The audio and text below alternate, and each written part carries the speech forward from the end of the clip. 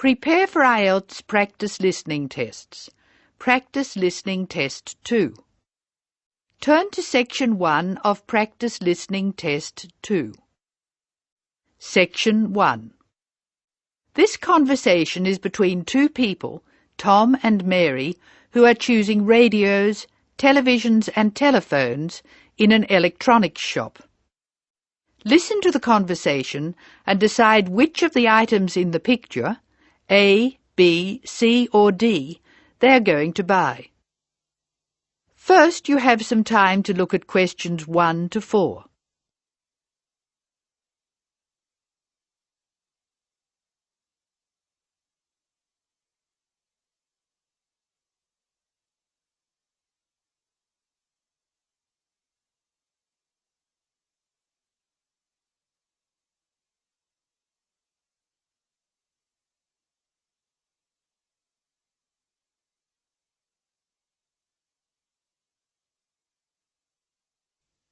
You will see that there is an example which has been done for you. The conversation relating to this will be played first. Well, here we are. There's certainly plenty to choose from. I'm finding it hard to know where to start. Would you like to look at the answering machines? Let's start there. I like this one. We have a lot to buy, Tom. We can't afford to pay $129 for an answering machine. And we can't afford to pay $127.50 for the dual tape answering machine either. All right. We'll buy a cheaper one then. There's this one for $89, or the smaller one for $59.95. I like the square shape of the small one. It'll fit neatly onto my desk. And it's the cheapest. OK, we'll buy that one. Tom and Mary choose the small square answering machine costing $59.95, the cheapest available, so letter B has been circled. Now we shall begin. You should answer the questions as you listen because you will not hear the recording a second time. Now listen carefully and answer questions 1 to 4. Well, here we are. There's certainly plenty to choose from. I'm finding it hard to know where to start. Would you like to look at the answering machines? Let's start there. I like this one. We have a lot to buy, Tom. We can't afford to pay $129 for an answering machine. And we can't afford to pay $127.50 for the dual tape answering machine either. All right. We'll buy a cheaper one then. There's this one for $89, or the smaller one for $59.95. I like the square shape of the small one. It'll fit neatly onto my desk. And it's the cheapest. OK, we'll buy that one. Good. Now we need to buy a telephone for the office. I'd like to get a portable phone. You know, one of those cordless ones. Are you sure? I think it's a good idea. We don't need another telephone answering machine, so we can look for a small one. I really like the one with the hinge in the middle. A folding telephone. Yes, that's a good idea. So we'll take that one. Are you ready to look at the other things we need? Yes. Let me look at the list. We need a couple of radios. I want one I can listen to while I'm walking. I know. They're just over here. I don't think you should buy the really cheap one. You mean this one? $17 is a very good price. That's true, but I believe they give a very bad sound quality. And what if you want to use a cassette? It doesn't have any space for a cassette. You're right. Well, I really hate the ones where you have to put the small earphones into your ear. Here's one with big earphones you put over your ears. It's expensive. It's only $20 more than the one with the little earphones. Take it. OK. What's next? We have to choose a television. We need one which is big enough But to... not too big. I don't want anything larger than 48 centimetres. I really think 34 centimetres is too small for our room. That's only about 13.5 inches. OK. Let's take the size bigger than 34 centimetres. What about another radio? How would you feel about a clock radio instead of just a radio? I don't want a clock radio. I'm very fond of my alarm clock. But I like this radio with the curved carry handle. So do I. It's a good price, too. So, now we've chosen an answering machine, a cordless telephone, a radio for you to use when you go for a walk, another radio and a television. Anything else? No. Let's go and have a cup of coffee. Tom and Mary go for their cup of coffee. Listen to their conversation and be ready to answer questions 5 to 10.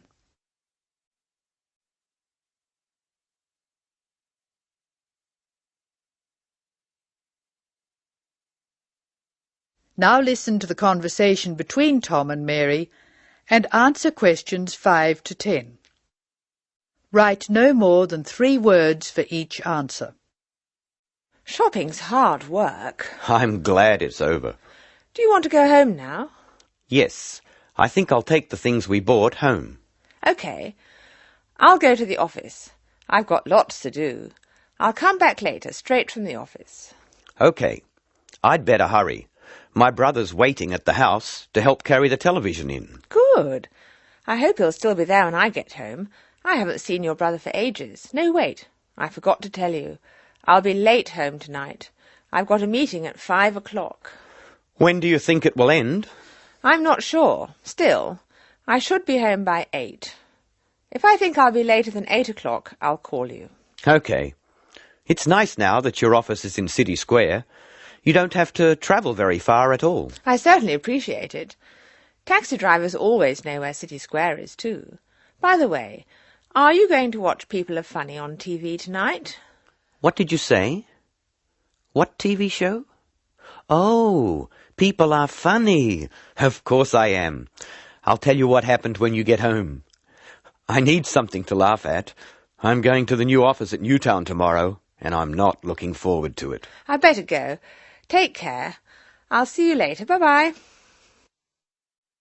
That is the end of section 1. You now have some time to check your answers.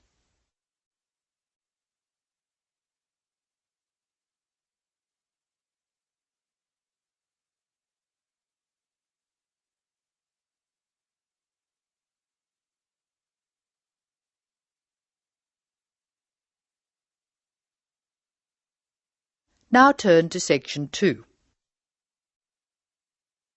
Section 2.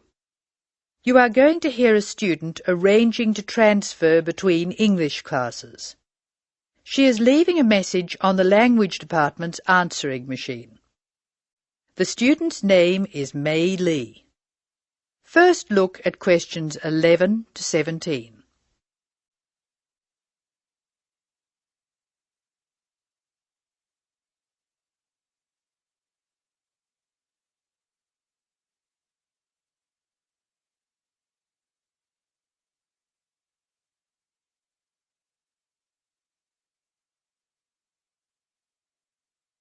As you listen to the first part of the talk, answer questions 11 to 17. Hello, this is May Lee speaking. This message is for Mrs. Brooks in Student Affairs. Mrs. Brooks, I telephoned you last week and you told me to call back and put the details of my request to transfer on the answering machine. I hope you can hear me easily. I have the form here and I'll give you the information working from the top to the bottom. As you know, my family name is Lee, spelled L-E-E, and my first name is May. My student number is 002312. That's 002312. I'm in Mr. Anderson's class. You know, he's the one who helps out with the football team. The next part of the form asks for my address. I'll give it slowly. I live at Flat 5, 10 University Avenue. You probably know the building. It's just near the engineering school. The telephone number is 818-6074. And I share it with a lot of other people, so it's often engaged. I'll give it to you again. 818-6074. I think that's all I have to put on this part of the form. I know you were curious about my reason for requesting a transfer, so I'll explain that next. Now look at questions 18 to 22.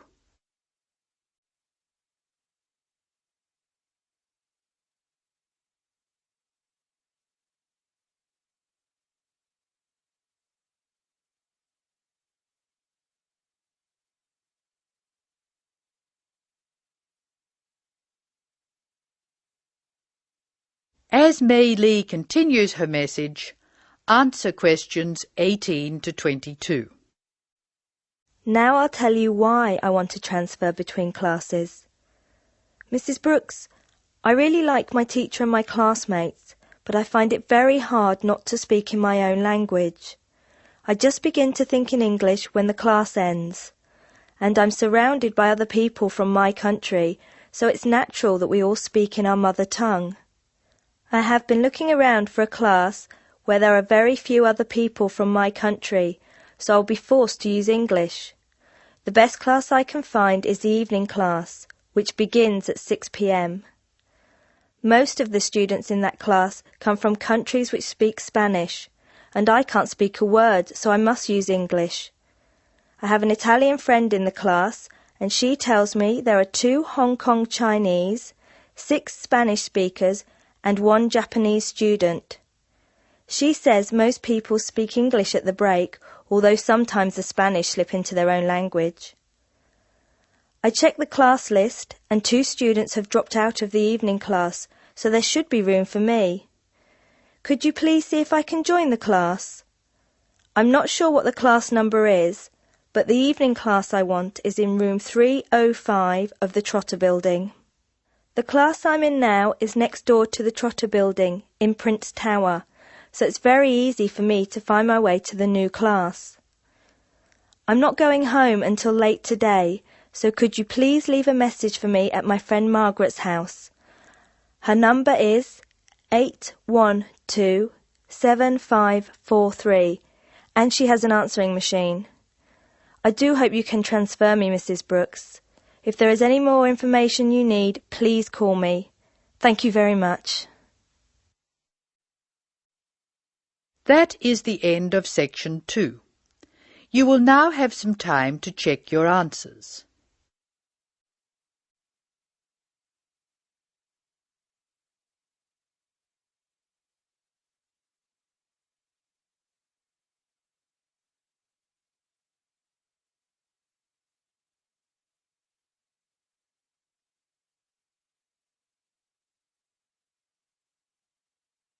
Now turn to Section 3.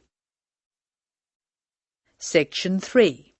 In this section you will hear a discussion between a tutor, Dr. Lester, and 2 students, Greg and Alexandra, at the end of a talk about music. In the first part of the discussion, they are talking about some of the students' favourite instruments and favourite styles of music. Complete the table showing the students' opinions.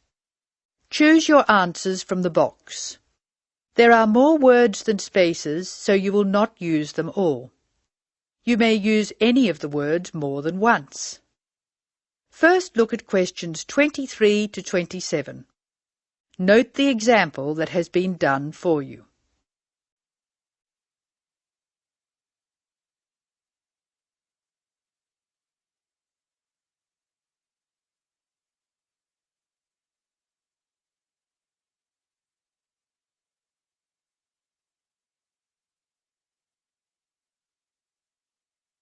Now listen to the first part and answer questions 23 to 27. I think it's time we looked at the results of our survey. What did you find out, Alexandra? We're a group with very diverse tastes, Dr. Lester. I'm not surprised. What were the favourite instruments? Well, Greg loves drums. He told me he played drums when he was at primary school, and now he plays drums with his friends at weekends. They have a band. Good. What do you like to play, Alexandra? My favourite is the guitar. However, I haven't played for years, so I keep hoping to start again. Will I go on with the others? Yes, please. Katya is like Greg. She loves to listen to drums. She says she's not a player, just a listener. Rachel, as you know, is a violinist, so of course it's natural that she should favor the violin. So we have two people who love the sound of the drum and two who like strings. The violin for Rachel and the guitar for Alex. What does Harry like? Harry says the best instrument of them all is the piano. He claims it's more versatile than any other instrument. Emiko plays the piano, but her favorite instrument is the flute. The flute? Yes, Emiko plays the flute too, of course. Thank you, Alexandra. Greg, will you tell us the students' favourite style of music? We're really very conservative. My favourite is classical music, and that's Alexandra's choice too. Katja claims to like rock. So that's a vote from Greg, Alexandra and Katja. Doesn't Rachel prefer classical music? Rachel made a choice which surprised me. She plays the violin, so I expected classical or opera. But Rachel says that she prefers country music. How interesting. What's Harry's choice? Harry likes to listen to opera and loves to go to see a performance. He says opera has everything, colour and spectacle and theatre and great music. And Emiko? Emiko says jazz is her favourite music. She goes to listen to jazz every Friday evening. She also likes opera, heavy metal, classical, but jazz is the best. Thank you, Greg. I wanted to see what you all liked so I could understand your musical tastes more. And I want to move from this to a discussion of the physiological effects of music. In the second part of the discussion, Dr. Lester will talk about the way music affects our bodies. Look at questions 28 to 31 first.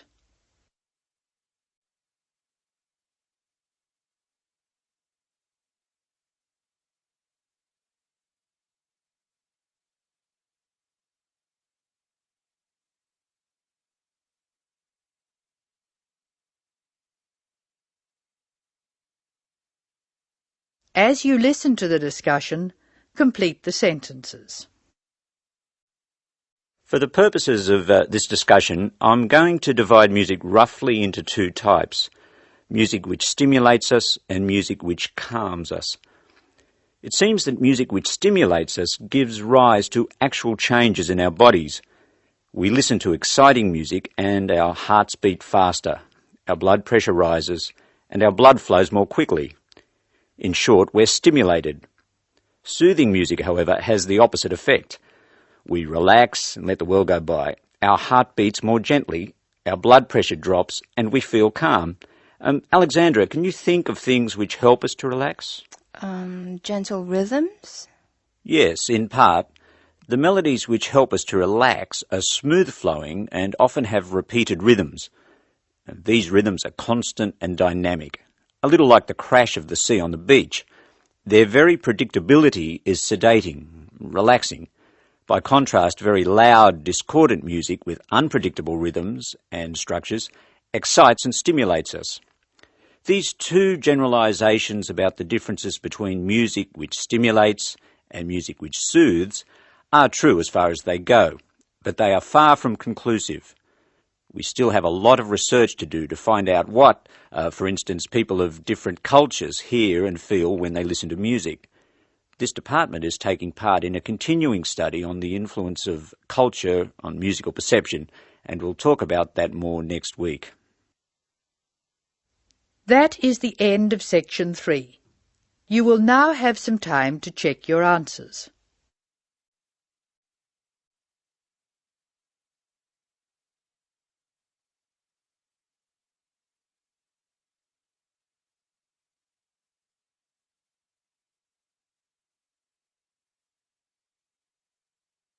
Now turn to section 4.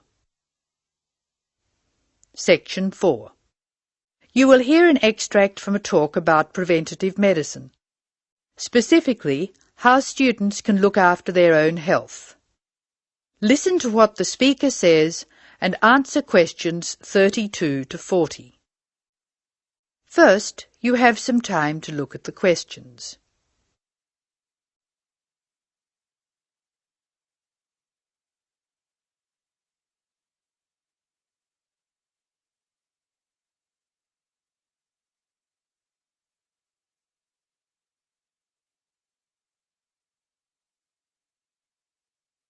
Now listen carefully and answer questions 32 to 36. Good morning. I'm Dr. Pat Parker, and I'm here to talk to you about preventative medicine in its widest and most personal aspects. In other words, I'm here to tell you how the patient should wrest control of their health away from the practitioners of medicine and take charge of their own medical destiny. I want to talk about staying out of the hands of the doctor. When the patient takes responsibility for her or his own health, and let's decide the patient is male for now, men are in fact more at risk than women anyway, when the patient takes over his own health regime, he must decide what he wants to do. The first thing, of course, is to give up the demon nicotine. Smoking is the worst threat to health, and it's self-inflicted damage. I have colleagues who are reluctant to treat smokers. If you want to stay well, stay off tobacco and smoking in all its manifestations. Our department has recently completed a survey of men's health. We looked at men in different age groups and occupations, and we came up with a disturbing insight. Young men, particularly working-class men, are at considerable risk of premature death because of their lifestyle. As a group, they have high risk factors. They drink too much alcohol, they smoke more heavily than any other group, their diet is frequently heavy in saturated fats, and they don't get enough exercise. We then did a smaller survey in which we looked at environmental factors which affect health.